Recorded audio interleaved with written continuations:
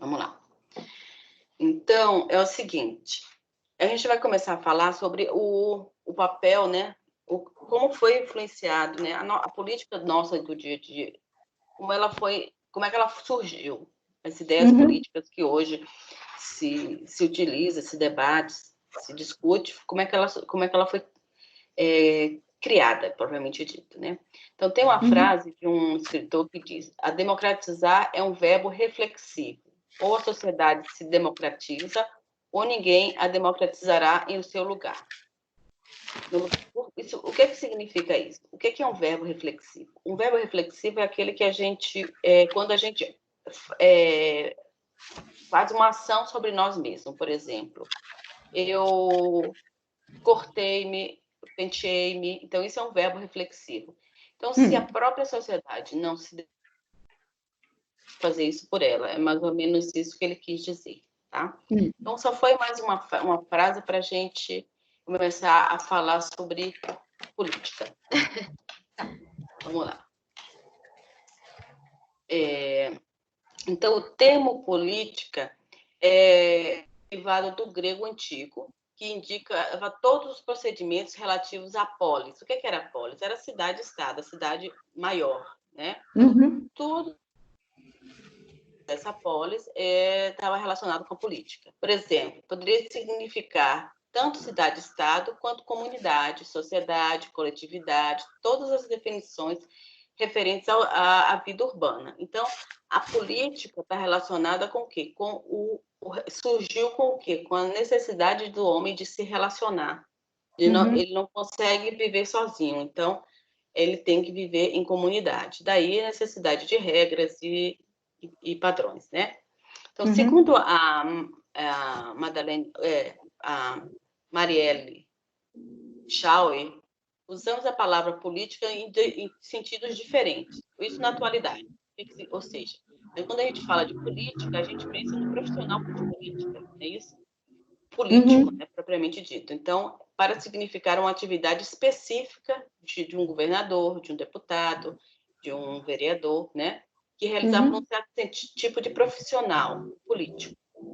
E um segundo significado, que é para significar uma ação coletiva, como, por exemplo, o movimento de um grupo que sai às ruas reivindicando alguma coisa, feita por membros da sociedade, dirigida aos governantes do Estado, certo? Ou o Estado. Então, como se fossem duas coisas distintas, né? O ato político como uma ação de um profissional que exerce lá no Planalto, ou né? E um outro que seria o quê? As reivindicações coletivas. Mas, na verdade, a política... Que é os cidadãos que vão fazer essa reivindicação. Isso, mas, na verdade, a política é muito mais do que isso, né? Não só são essas situações específicas. Sim. Então, agora, voltando um pouquinho, né, da origem, né? A Grécia Antiga foi o berço da organização social e política que a gente herdou, certo? Que é fundamental na nossa formação política. Então, na época da Grécia Antiga e Roma, o regime político era o chamado oligárquico aristocrático. O que isso significa? Ou seja, você tinha famílias ricas, eles eram governantes, e a posição deles era hereditária. Então, o poder era hereditário, passava de família para família. Então, quem sempre estava no poder eram os ricos, certo? E era por isso que é aristocrático, então oligárquico, porque passava de pai para filho, né? E aristocrático, porque era uma elite que dominava a política, né? Fazia política.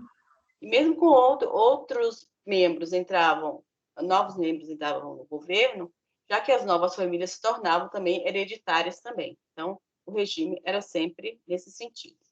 A grega, apesar dele ser o berço, né, da política e da democracia, a cidade grega Atenas teve um único regime verdadeiramente democrático, que é diferente do oligárquico, né? Então, a maior parte da sua história, o poder político vigente era oligárquico aristocrático, certo? Certo. Aí daí vem o papel dos filósofos, né? Que eles começam a questionar isso, né? Então, os regimes políticos, então, eles, no vocabulário grego, arte, que tem comando e kratos, autoridade suprema, formam-se de dois grupos de palavras, certo? Então, isso é só a origem da palavra. Então, para eles, os regimes políticos são autocráticos, o poder é de uma única pessoa e que é reconhecida como rei. Aristocrático, o poder dos melhores, ou seja, na verdade, eram das pessoas ricas, né? Uhum. E a democracia, que era o poder do povo. Então, ele dividia nesses três regimes políticos. A Uhum. autora, né, acho que é uma filósofa brasileira bem conceituada, Shaw, ela divide de forma diferente. Os regimes são monárquicos ou governo de um só, por isso que é monarquia, e tem muita relação com a autocracia, né? Que é o regime de um único. Ela divide em oligarquia, onde o governo de alguns, você tem um grupo de pessoas que estão gerindo a política, o poder. A poliarquia, que é o governo de muitos, monarquia ou governo de ninguém. Ela divide em quatro. Então, a poliarquia está mais voltada para a democracia, a oligarquia com a aristocracia, só que não é governada por um só, por mais de um, né? E a monarquia, que tem a relação com a autocracia. Então, na verdade, ela faz mais divisões, mas é basicamente o mesmo pensamento, certo? Então, aí, quando voltar, qual foi a influência que os filósofos gregos tiveram o que a gente, na política que nós temos hoje? Então, a gente vai falar um pouquinho sobre o pensamento de Platão e de Aristóteles, certo? Certo. Então, o Platão, ele construiu, ele idealizou o que a gente chama de república, então é idealista da república, e a gente vai entrar em detalhes do que ele considera isso. E Aristóteles, ele, a partir de sua análise do homem como um animal político. Então, o que Aristóteles diz? Que o homem, ele não consegue viver sozinho. Então, ele tem que viver em comunidade. Daí, ele ser um animal político. Ele precisa ter essa inter-relação entre os homens, entre as pessoas. Então, eles elaboraram 3 ideias políticas a partir dessa antiga experiência que eles tinham, né? Então, eles dividiram esses 3 ideais políticos em a distinção entre o regime político e não político, o que eles consideravam de causa da variação de regimes, por que os regimes políticos não se mantinham, tinha essa variação, tinha períodos um regime, depois vinha um outro regime e assim por diante, e a transformação de um regime político em outro, né? A transição de um em outro, como se fosse a modernização de um regime, né, político. O que ocorria essas mudanças? Então, para eles, a distinção entre regime, o que eles chamavam de regime político e de não político. Então, para eles, eles consideravam um regime político se ele fosse instituído por um conjunto de leis reconhecido publicamente. Então, você tinha que ter regras, certo? E sobre o qual todos estavam sujeitos, mesmo os governantes.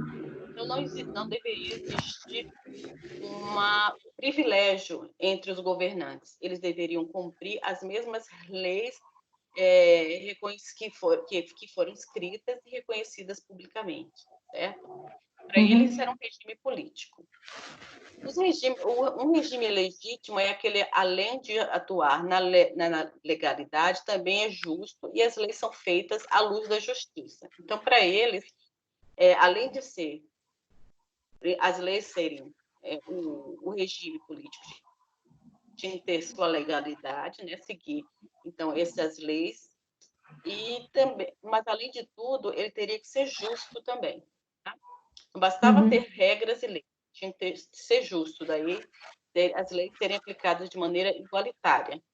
Quando a lei é injusta ou quando o regime é contraditório à lei estabelecida, temos um regime ilegítimo e ilegal. Então, quando, por exemplo, vamos pegar o nosso caso atual, quando um político ele foge às regras, ele é corrupto, ou ele usa a posição dele para tirar privilégios, ele considerava que isso é um ato ilegítimo, é um regime que permite isso, é um regime ilegítimo, tá? Porque ele não está seguindo as regras, as leis pré-estabelecidas para esse regime político, tá certo? Certo. Esse é o ideal deles, você vê que eles são bem idealistas, né? Então, aí a segunda é a de causa da variação. Por que existe a variação de regimes políticos? Né? Segundo Aristóteles, a variação do regime ocorre por dois fatores: a natureza do povo e a extensão do território. Então, quando você tinha, por exemplo, no caso dos romanos, à medida que eles iam ampliando o seu território, naturalmente ele ia recebendo influência de outras culturas, certo? Então, você ia ter ocorria a tendência de ocorrer mudanças políticas em função disso. Então, foram os filósofos gregos que legaram para o Ocidente a ideia de regime políticos naturais, que são os regimes políticos da região.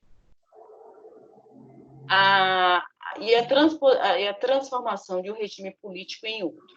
Segundo eles, a partir de uma mudança econômica, por exemplo, diminuição do número de ricos e aumento do número de pobres, ou o inverso, aumento, né? E também com o resultado de guerras, conquistas de novos territórios e suas populações. Então, isso provocava uma mudança, uma transformação de um regime político. A gente pode ver isso, por exemplo, na época que teve a Revolução Russa. Então, o que é que motivou a grande parte da população a apoiar um regime socialista? Que você sair de um regime aristocrata, né, de um único monarca, né, que na época era o czar, para um regime socialista. É a grande diferença entre você ter poucos ricos e muitos pobres. Então, era um desses motivos: diminuição do número de ricos e aumento do número de pobres. Então, quer dizer, segundo eles, esses fatores, eles eram os provocavam essa transformação de regime político em uma região, tá? Então, você tinha a causa da variação do regime político, devido à influência de outras culturas, à medida que o povo ia mudando, você tinha conquistas, e essa transformação de um regime político em outro, em função dessas variações, mudanças econômicas, entre outras, tá certo? Tá. Essa era a ideia que eles tinham de política, né, e as transformações políticas. Então, para Aristóteles e Platão, a ausência ou a presença da lei, a variação militar e econômica geram como consequência a decadência ou então a corrupção dos regimes políticos, certo? Então, para eles, sem você ter regras, sem ter leis, você vai acabar gerando esses problemas, né? E a decadência e a corrupção do regime político. Tudo bem até aí? Tudo bem. Então, para Aristóteles e Platão, a ausência ou a presença da lei, a variação militar e econômica geram como consequência a decadência, porque a gente falou lá na frente. Então, para ele, quando um governo, quando só governa com foco em seus interesses, por exemplo, a aristocracia degenera em oligarquia. Então, a monarquia em tirania, então, porque o monarca passa a ser um tirano, ele só pensa em seu próprio benefício. A aristocracia degenera em oligarquia, ou seja, a aristocracia onde um único manda, um grupo de pessoas que vai estar governando, né? E esse então, em oligarquia dos muitos ricos, quando esses também governam apenas em seu interesse próprio. E a democracia degenera em demagogia e, por sua vez, a demagogia em anarquia. Então, esse era o caminho que eles faziam quando você não tinha um governo justo, né? Ou sem regras, né? Sem leis. A monarquia pode conduzir, então, à tirania, e aí, uma vez se alcançando a anarquia, ela pode voltar a ser uma tirania. Por quê? Porque sem o governo, sem regras, né, recorre para o homem superior aos demais, buscando nele a salvação através do uso de armas e de argumentos. Então, na verdade, ele chega à conclusão de que a gente tem que ter leis que vão regimentar uma, como é que chama?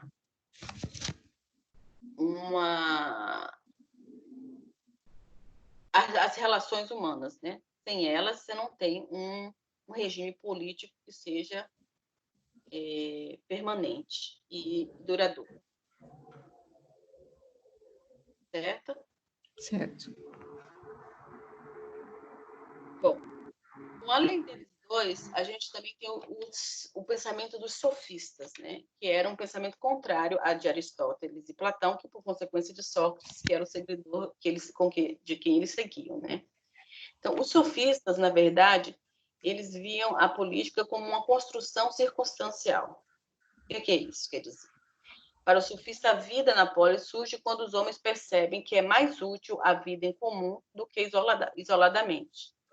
Isso significa que a polis nasce por convenção, e já que as leis são convenções humanas, podem mudar, desde que haja mudanças nos cenários, nas circunstâncias. Esse pensamento dele é um pouco parecido com o de Platão, né? E Aristóteles. Só que Sim. eles faziam parte da aristocracia. Eles eram ricos, eles ensinavam, eles ganhavam, eles cobravam para ensinar quem quisesse aprender sobre filosofia, que era diferente de Sócrates, né, de Platão e dos demais. O objetivo da política era alcançar a justiça, compreendida como a concórdia obtida pela discussão pública de interesse contrário e de opiniões. Então, eles eram a favor dessa disputa entre opiniões diferentes. Eles davam formas de como você conseguir ganhar essa disputa entre opiniões.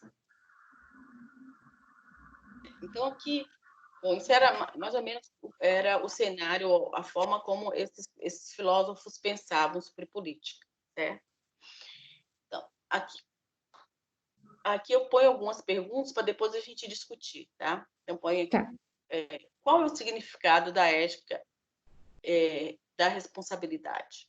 Ética da responsabilidade.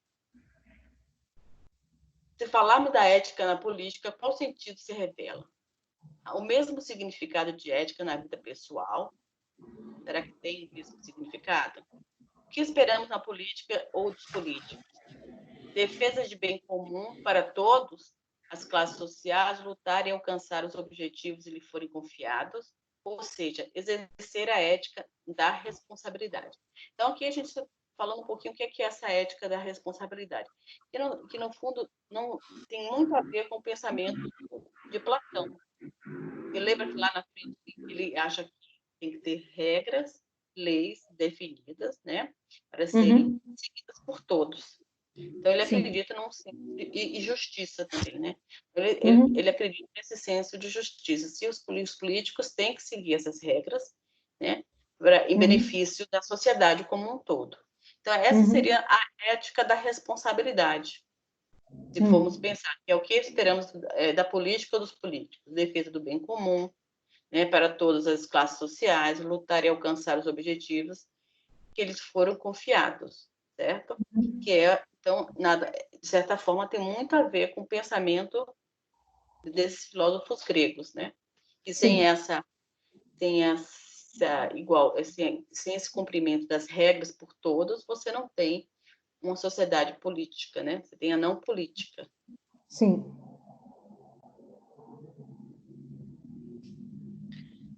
Aqui eu coloquei algumas frases que, mesmo que a gente usa muito a política, mas muitas vezes num sentido diferenciado. Vamos ver. Você já ouviu as expressões política da empresa, política sindical, política das escolas?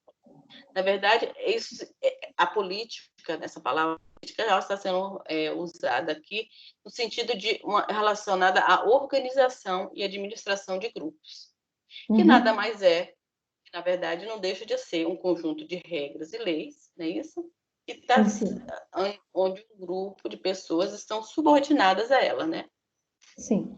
Então, apesar da gente acaba tendo um sentido muito, muito semelhante, né? Que é o de que forma vão ser relacionada e organizada um grupo de pessoas, que, Uhum, né, que seria a origem da palavra, né? uhum. Aqui tem eu acabei não pegando esse vídeo, mas eu queria ver se você, aqui tem o endereço do YouTube, é bem Ah, interessante. Você chegou a pegar? não, eu vi ele aí, mas eu falei, no final que eu terminar tudo, eu vou assistir. Mas eu não Isso, cheguei a assistir ainda. que Ainda faltam eles uns 4 slides desse para mim passar. Aí, quando eu terminar, eu pego o vídeo. Isso, que é bem interessante, porque ele fala sobre a falsa democracia. Uhum, tá. Aí depois eu peço para vocês fazerem uma resenha, né? O Tá. que vocês já acham? Uhum,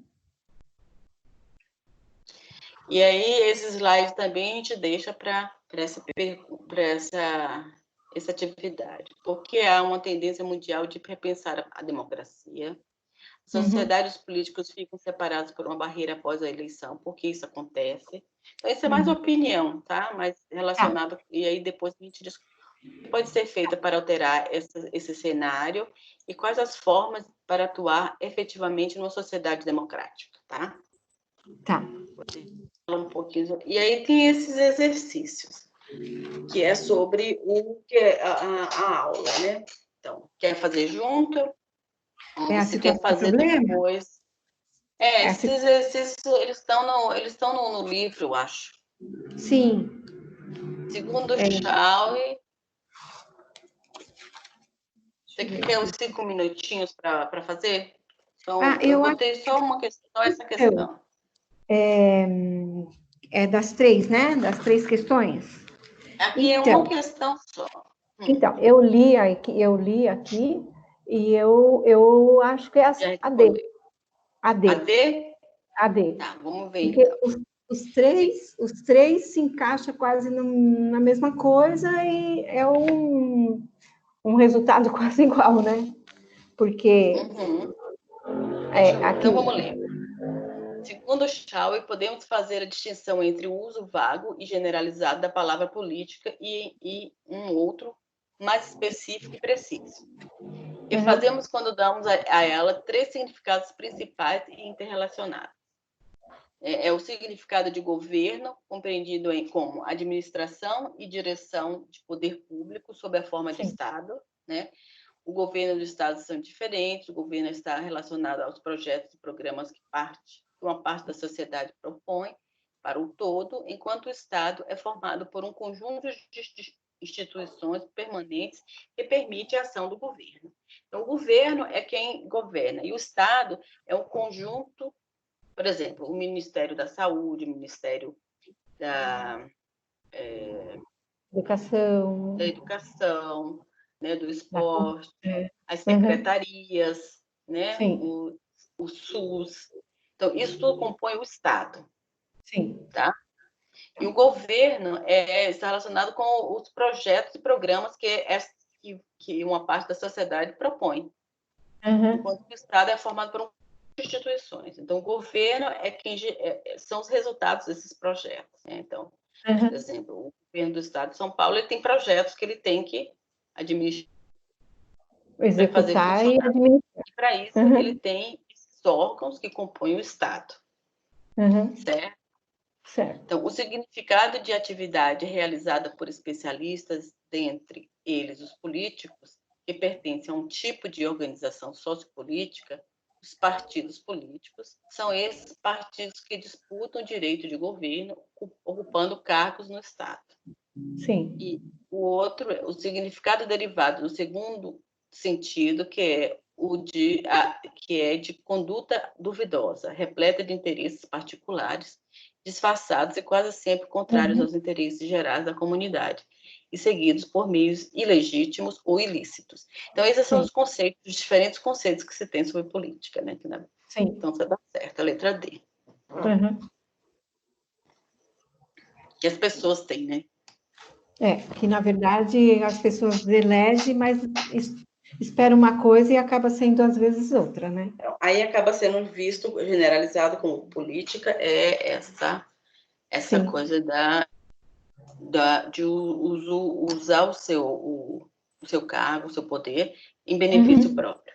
Então, esses dois sentidos acabam existindo, que, na verdade, sim, você está dando um sentido, um significado a uma palavra que, na verdade, está mais relacionado com a forma como as pessoas agem numa situação específica. Então, tudo bem até aí, Rose? tudo bem. Então, a gente viu os principais pensamentos dos filósofos gregos mais importantes, certo? Então, na unidade 3.2 é uma continuidade disso, né? Do pensamento de Aristóteles e Platão. Então, até eu coloquei aqui no quadradinho que, para Aristóteles, a praxis, por excelência, é a política. Nessa concepção, o homem é um ser político por natureza e não consegue viver sozinho. Então, isso a gente viu lá atrás, quando ele fala, né, que o homem é um animal político. Então, essa era a ideia de Aristóteles. Ele não conseguiria viver, por isso que ele considera ele um animal político, porque ele não consegue viver sozinho. Então, nessa sessão, o que a gente vai ver? Vamos revisitar, então, os pensadores. Platão, que é a construção da idealista da República, que é um regime político ideal, né, onde todos obedecem às regras, onde você tem uma justiça social, né? E Aristóteles é a partir de uma análise do que ele considera como um homem político.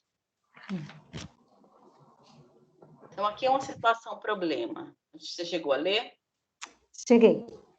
Que é quando o Pitangui ele é parado, né? E ele está assim, ele atropelou uma pessoa. Isso. E ele estava alcoolizado, não é isso? Isso. Então, um taxista contou que, em seguida ao acidente, em vez de socorrer o atropelado, o motorista tentou ligar o seu.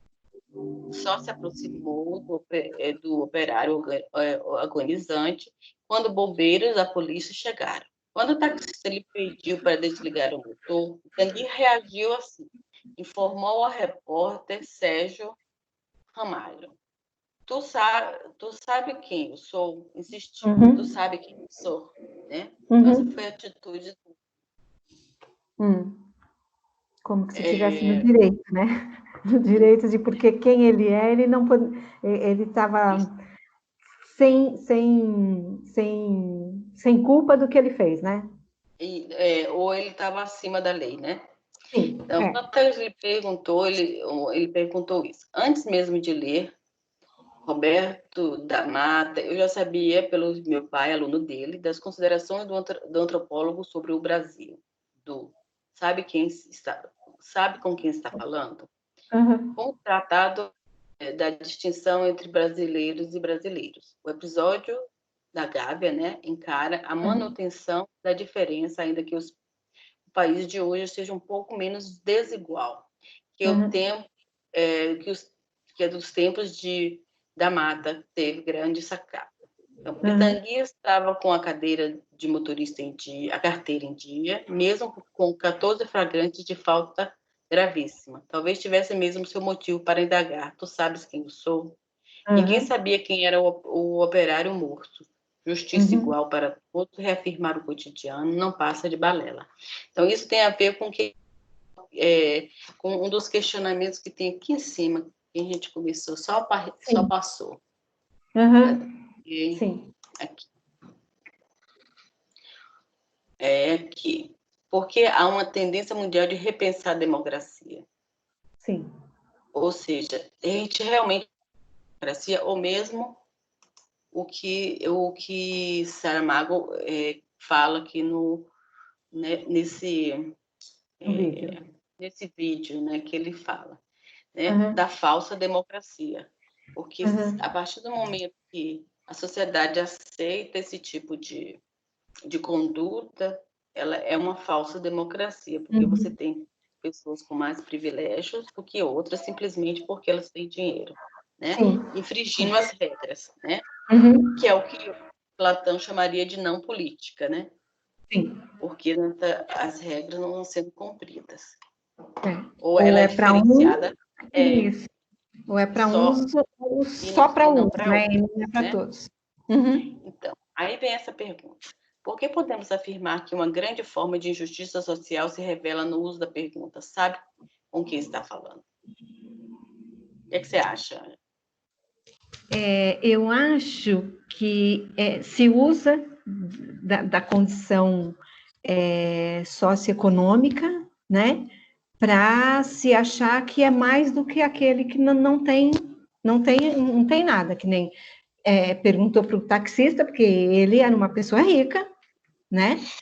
E o outro não era nada. Então ele falou assim: com quem que você acha que está falando, né? Quem eu sou, né? Para você falar assim, como que se achasse que era alguma coisa muito importante. Que ele, por ele ter essa importância, ele podia fazer o que ele queria. Famoso. Não tinha uma correção, né? Isso, ele podia infringir algumas leis, né? E até Sim. mesmo em prol dos direitos de outros, né? Porque, no caso, a pessoa que foi atropelada, ele tinha os seus direitos, né? Sim. E porque não era uma pessoa conhecida, ele achou que podia se sair ileso disso, né? Isso. E por que isso acontece? E mesmo muitas vezes a gente vê isso com frequência, principalmente com filhos de políticos, né? Em Uhum. que eles tentam fugir das responsabilidades, né? E por que isso acontece no Brasil? Acho que é porque se usa, né? Porque, no caso, os filhos de político, porque meu pai é político, então eu tenho carta aberta, eu não tenho que ter punição, não tenho nada, o meu pai me livra de tudo, né? Mas eu acho que é se acham no superpoder de fazer qualquer coisa, né? Sim, mas por que isso acontece? Acontece porque ele sozinho, ele Não, pode até achar porque não que tem tem, regras, não tem normas, né? Não porque não tem. se segue, as pessoas que ocupam esses cargos, sejam políticos ou militares ou, Uhum, né, governantes de uma maneira geral, eles permitem que isso aconteça, né? As pessoas uhum, permitem que isso aconteça. Porque podemos afirmar que uma grande forma de justiça social se revela num dos perguntas. Foi o que a gente acabou de falar. Né? uhum, Então, pelo fato dele ter uma posição social ou ocupar um cargo de poder, né, onde ele pode subjugar outros que se não fizerem o que ele quer, ele, uhum. né, Sim. acontece. Então, aí falando, eu coloquei isso, agora para contrapor, a gente vai falar novamente um pouquinho sobre Platão e a construção do idealismo da república dele. Então, segundo Platão, então, os estados eram mal governados e que apenas a filosofia poderia ajudar a discernir toda forma de justiça política e individual. Então, ele tinha essa concepção já de que o governo era mal gerido. Né? Uhum, Mas, entretanto, para ele, só os filósofos que tinham essa ideia de forma de justiça política individual que poderiam ajudar a gerir, né, de forma adequada. Uma vez que a uhum, justiça é concretizada pelo homem, deve ser intensamente buscada para que a ordem se estabeleça no convívio entre os iguais. Então, para ele, o homem tem esse papel, né, de uhum. buscar esse convívio entre iguais de uma maneira mais justa, né? Sim. E de uma maneira geral em igualdade. Isso. É isso? Isso, igualdade de direitos, independente, você vai ter uma Uhum, hierarquia, mas mas dentro dessa hierarquia, todos têm que cumprir as regras e leis pré-estabelecidas. uhum, O que faz uma cidade feliz, segundo Platão, são as decisões assumidas na esfera comum, considerando que for melhor para todos, assim, a justiça. Ele considerava que a política justa era feita com consciência, com ética e obtida através de uma base pedagógica sólida. Então, ele liga, né, o conhecimento, né, então a ciência faz parte dessa concepção dele de um governo justo, ela precisa estar incluída, né, tem que ter a ética tem que estar bem estabelecida e e ela é obtida através de uma base pedagógica sólida, ou seja, o ser humano tem que ser instruído, né, para que ele consiga viver nesse ambiente. Então, para Platão, os homens são dotados de 3 princípios de atividade, ou seja, 3 almas, em que também a polis tem uma estrutura tríplice composta de 3 classes sociais. Então, para ele, o homem tem a alma desejante ou compulsiva, né? O objetivo é satisfazer o apetite do corpo, ligados à sobrevivência e também os que causam prazer. Então, esse era das 3 almas do homem. A alma colérica ou irascível, ao reagir à dor, nos protege contra as agressões de outros homens e também no meio ambiente. Então, essa seria a segunda. E o lado intelectual, que na verdade as 3 almas seriam os 3 aspectos do homem, né? A alma intelectual ou racional, que se volta ao conhecimento, que pode ser sob forma de percepções obtidas pelas experiências que ele tem na vida, como também sob a forma de ideias verdadeiras contempladas pelo puro pensamento. Então, ele tem, que é o lado intelectual do homem, né? Então, tem o lado mais, vamos dizer assim, natural do homem, que ele tem desejos, compulsões, né? Estão relacionadas a seus desejos pessoais, né? E a necessidade de sobrevivência, né? Apetites do corpo ligados à sobrevivência. Então, ele vai ter ações a depender em função dessa necessidade de sobreviver. A alma colérica ou irascível, quanto ele na tentativa dele se proteger, né, de agressões de outros homens ou do meio ambiente. E o lado intelectual, que é o lado que ele pensa, que ele aprende com as suas experiências, né, as opiniões e percepções, e através dessa ideia do pensamento, do puro pensamento mesmo, que é o lado intelectual dele, conjecturando sobre o mundo, sobre a vida. Então, para ele, o homem tinha esses 3 almas, ou esses 3 aspectos. E a sociopolítica também tem 3 classes sociais. A classe econômica, dos proprietários de terra, artesãos e comerciantes, que garantia a sobrevivência da sociedade. Então, era quem produzia. Então, os que plantavam, os que faziam roupas, utensílios domésticos, e os que vendiam, que eram os comerciantes. Essa era uma das classes que era responsável pela defesa da cidade, que defendia a cidade de invasores, e a classe dos magistrados, que garante o governo da cidade sob as leis, que era o governo, né, os governantes. Então, para ele existiam essas 3 classes e essas 3 formas, esses 3 almas do homem. Tá? Esse era o pensamento, era como ele foi. Então, essas 3 classes é praticamente o que ainda vive até hoje, né? Porque, então, você vê como é a influência que a gente recebeu desse desenho político, né? Sim, sim. É que dentro dessa classe econômica hoje em dia, a gente tem ainda na verdade, a gente tem uma estratificação, né? Porque as classes sociais ainda estão ali. Tem os militares, os governantes, e essa classe econômica que hoje em dia, dependendo do país, você tem uma diferença social muito grande ou não, né? Sim, sim. Então, segundo Platão, o que é um homem justo? É aquele cuja alma racional, fundada na vontade e no pensamento, consegue ser mais forte do que o das outras 2 almas. Então, isso aqui, quando a gente viu lá atrás isso tem um pouquinho a ver com o que Kant fala também, né? Que o homem tem o seu lado, né, que tem que ser suplantado pela vontade do pensamento, o lado racional. Você vê que um pensador sempre está influenciando o outro, né? Então, esses pensadores da moderna foram muito influenciados pelos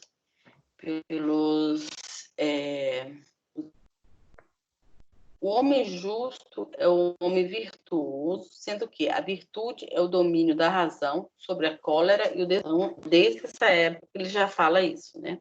O homem tem que superar esse seu desejo para ser um homem justo. E o que seria a justiça política para ele? Platão usa a mesma hierarquia, agora aplicada à comunidade. Certo? Aos legisladores, que são sábios, cabe governar. Aos militares, se subordinam aos legisladores e cabe a eles defender a cidade. Então, os legisladores estavam num patamar, os militares num patamar um pouco mais abaixo. Certo? Sim. Cadê? E os componentes da classe econômica, por sua vez, subordinados aos legisladores, devem garantir a sobrevivência da polis. Então, na verdade, todos estavam subordinados aos legisladores. Aí tinha os militares e os econômicos que estavam também subordinados a eles. Sim.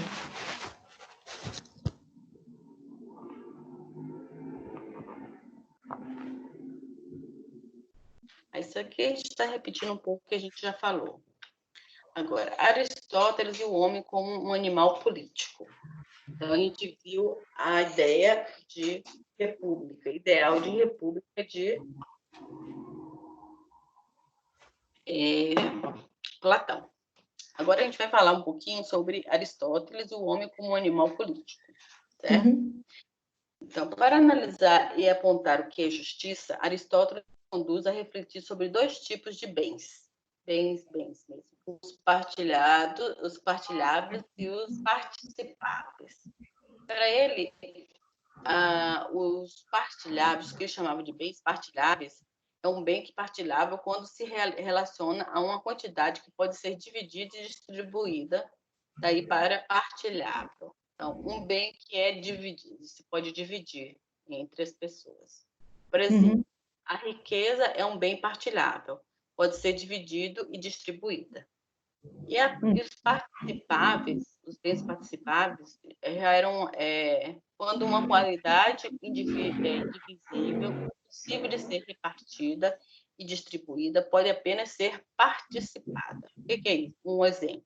O poder político é um bem participável, porque é uma qualidade indivisível. Então, por exemplo, quando você fala em uma democracia, você pensa que o poder político ele é compartilhado entre todos. Você vota, eu voto, o seu vizinho vota. Então, a gente está participando de um processo, né, onde todos, um poder político, entre aspas, quando a gente vota, né, é participável. Você tem, então, quando a gente vota num deputado, num vereador, senador, eles foram eleitos para como fosse uma participação de quem o elegeu na política, né, nas decisões políticas. Né? A gente tem um representante político para poder compartilhar essas decisões políticas. Então, isso para Aristóteles era o que chamava de bens participáveis. Tinha uma participação naquilo. E o partilhar é aquilo que você realmente poderia dividir, como os bens, dinheiro, como terra, como os bens materiais, né? Certo? Certo. Deu para entender a diferença? Deu para entender. Então, a partir daí, para Aristóteles, ele acreditava que há dois tipos de justiça na polis. Então, ele dividia. E agora os tipos de justiça para ele: a justiça distributiva e a justiça participativa também. A justiça distributiva está relacionada aos bens econômicos partilháveis. E a justiça participativa está relacionada com o poder político participável. Quer dizer, tem praticamente a mesma coisa, né? A cidade será justa ou fazer a diferença entre essas duas formas de justiça e possibilitar a concretização de ambas e igualdade. Então, ele achava que para você ter justiça, esses bens tinham que ser mais ou menos igualitários, né? Tanto de decisão como de você ter bens mesmo, a condição financeira. Então, Mas qual aí foi o não é justo, aí no caso, né? Porque se Não, você ele tem um disse que ele bem, achava que a então, cidade será justa ao fazer a diferença entre essas duas formas de justiça e possibilitar a concretização de ambas em igualdade. Ou seja, as pessoas terem tanto os direitos políticos, né, de decisões políticas, como de distribuição econômica. é que aí no caso, se fosse compartilhar as opiniões, o que fazer melhor, cada um tem uma opinião, então ia ter uma divisão, né? Ia ficar dividido, né? Sim, mas Essas para ele, partilhadas. sim, mas para ele você tinha que ter um equilíbrio, né, entre essas. Então, para isso que você tem a participação de todos, para você chegar a uma situação comum, melhor, né? Seria Seria a o ideal opinião, democrático, né? seria a A opinião da maioria tem maioria que iria decidir. isso, mas todos participavam da decisão. Entendi. Tá? Todos podem opinar, né? Mais ou menos assim. Sim. Então, qual foi o legado filosófico deixado por Platão e Aristóteles? Platão se debruça sobre a formação e educação do governo filosófico, que é o dirigente político. Então, ele achava que é a formação das leis, as regras, né? E Aristóteles destaca a qualidade da instituição política como os tribunais, assembleias, distribuições de riqueza, organização do exército, forma de coleta de impostos e tributos, ou seja, essa divisão entre esses bens. Então, ele defende essa qualidade das instituições políticas como que seriam mais justas, né, como as tributárias, né, as assembleias, onde você tem as discussões políticas, distribuição de riqueza. Então, ele valorizava, ele era como se fosse mais prático.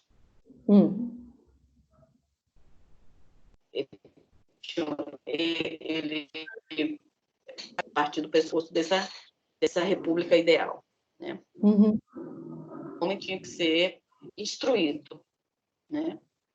Tanto Platão como Aristóteles deixam um legado importante para as teorias políticas subsequentes a partir de duas maneiras de conceber a qualidade justa da cidade. Platonicamente, essa qualidade depende das virtudes do dirigente. Então, para Platão, se você tem um bom dirigente, você tem, então, um bom governo, né? Porque as regras são cumpridas, as leis são seguidas, então tem uma justiça social, né? E cadê? Duas maneiras. Para Platão, então, essa qualidade depende da virtude dos dirigentes. E já para Aristóteles, elas dependem do quê? Das instituições. Para Aristóteles, não bastava você ter um bom governante, se as instituições não fossem bem organizadas. Então, certo? Ele acha que é importante para um bom governo, as instituições têm que ser bem organizadas, virtudes das instituições, certo? Elas têm que funcionar bem. Então, os tribunais têm que funcionar adequadamente, as assembleias, a distribuição de riqueza, a organização. Se isso não é bem estabelecido, ou seja, não basta você ter um bom governo, você tem que ter essas instituições, elas têm que ser sólidas. Certo? Seria, no caso, a Então, união dos dois, que de onde iria de dar... corrupção, né? Se unisse os dois, a opinião dos dois, ia dar um bom governo. Realmente. Isso. Mas para Aristóteles, se você tivesse um mau governo, o governante não consegue fazer uma coisa. Vamos pensar, por exemplo, na polícia. Hoje a gente já melhorou muito, mas há um tempo atrás, o suborno entre os policiais, por exemplo, se você era pego com sua carteira vencida, você dava um suborno e ele deixava você passar. Então, ou seja, a instituição policial não era uma instituição sólida. Então, mesmo você tendo um bom governo, se essas instituições são corruptas, você não consegue trabalhar. Então, é um conjunto, na verdade, né? Mas para Aristóteles, as instituições eram mais importantes do que o governo, entendeu? E para Platão já era o contrário. Você tem um bom governante que seja um homem intelectual, que saiba gerir, você tem um bom governo. Na verdade, você tem razão, precisa das duas Sim. coisas, né? Sim. Mas quando você tem uma boa instituição, quando você passa por um mau governo, ele passa e volta a outro, e você não consegue ter como se diz, Um da retorno estrutura do daquilo. país, né? É. Uhum. Você consegue manter a ordem mesmo tendo um mau governo se você tem instituições sólidas, né? Sim.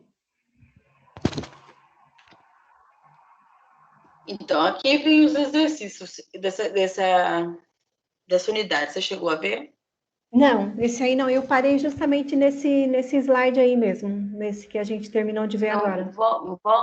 vamos dar uma paradinha, vou beber uma água, aí uns 15 Uhum. minutinhos você consegue fazer? Tá, aí no Para a caso eu gente posso discutir. só Não, falar para você? isso, Só só falar, não comentar precisa para você. mandar, não. É só para a gente poder discutir, Tá bom, tá bom? Você lê, faz sua resposta e aí a gente discute. tá Tá bom, certo? certo, Só o tempo de eu beber uma água. tá bom.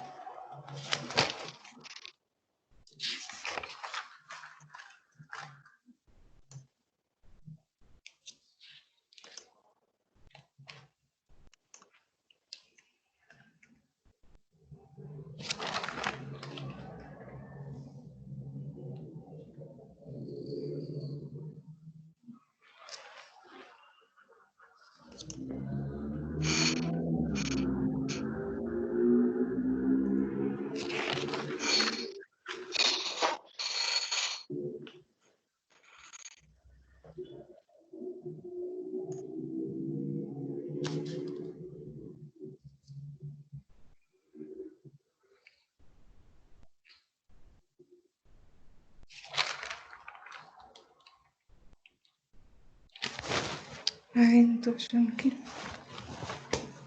Mas acho que foi Platão. O que faz uma cidade feliz são as decisões.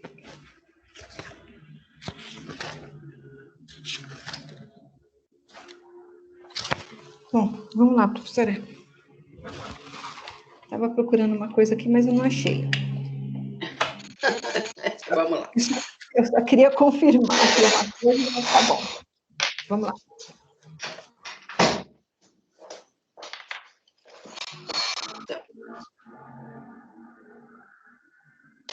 Por que uma cidade é injusta quando há diferença entre ricos e pobres?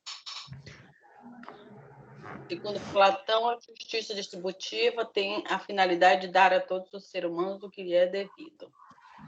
O direito dos pobres de ter acesso às riquezas na cidade injusta é impedido por várias limitações. A consequência é ter na cidade injusta uma parte dos cidadãos sem poder exercer o direito da vida com regalias. Segunda opção, ao desrespeitar o modo pelo qual a comunidade estabeleceu a participação no poder, para Aristóteles, a cidade tornou-se injusta. Não se leva em conta o que a cidade mais por direito, como o direito dos pobres em ter acesso à riqueza, vedada por limitações impostas à extensão da propriedade, de fixação de custos e remunerações do trabalho dos trabalhadores, impostos e tributos que recaem sobre os ricos apenas.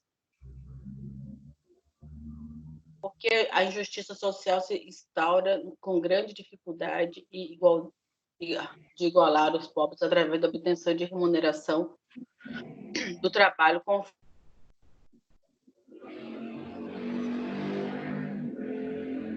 Para Aristóteles, o objetivo da justiça distributiva, que é o de igualar os desiguais, através da distribuição desigual dos bens, para dar a todos o que lhes é devido como seres humanos. Na cidade injusta, o direito dos pobres em ter acesso à riqueza é vedado por limitações. A consequência é ter, na cidade injusta, uma parcela de cidadãos tem o direito da vida boa garantido. E o E há limitações às quais pobres e ricos são expostos que justificam a diferença entre eles, tais como a fixação de boas remunerações do trabalho dos trabalhadores pobres e a obrigatoriedade para que os impostos recaiam apenas sobre os ricos. Qual alternativa você acha verdadeira? Eu acho que é a A, que seria porque a injustiça social é instaurada com grande dificuldade de igualar os pobres através de obtenção de remuneração do trabalho como formas de obter riqueza. Só que essa justiça distributiva, quem foi que falou disso? A distributiva foi Aristóteles. Então não pode ser Platão, né? Entendeu?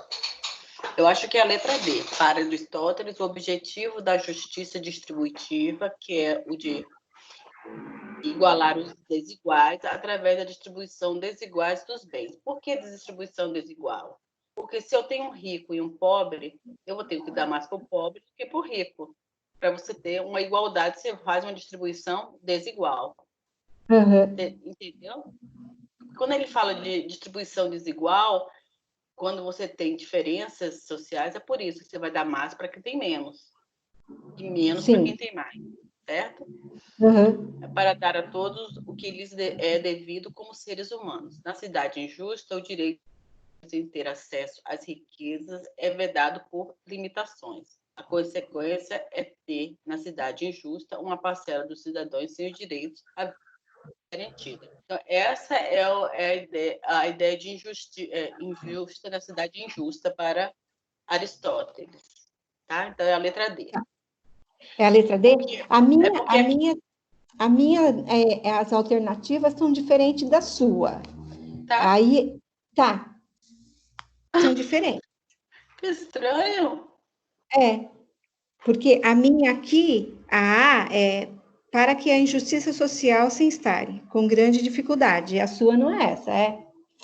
Não, a sua é a sua. A minha começa segundo Platão. Ah, então. porque não foi Platão que disse isso. A afirmativa Então. pode estar certa, mas não foi Platão que falou. Quem fala de justiça distributiva é o Aristóteles. Aristóteles, então é a C. Não, é a D.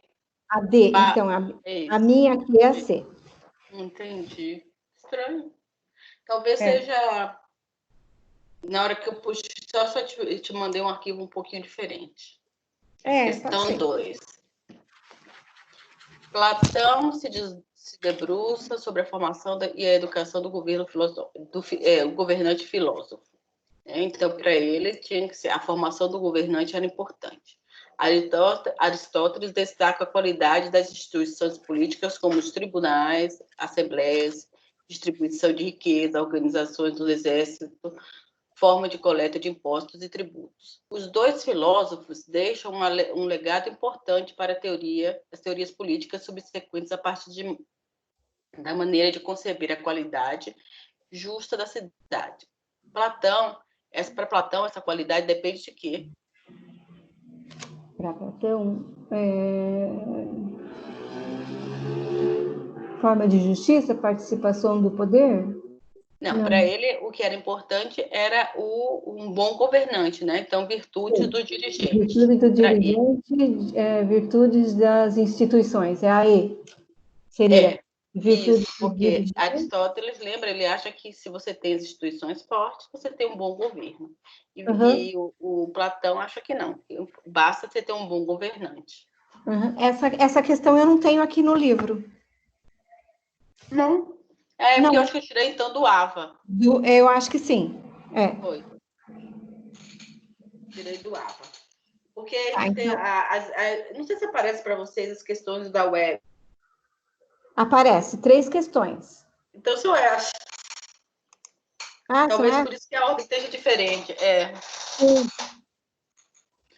E na terceira questão, Platão indicava que os estados eram mal governados e que apenas os filósofos poderiam ajudar a discernir todas as formas de justiça política individual. Isso é uma afirmativa de Platão.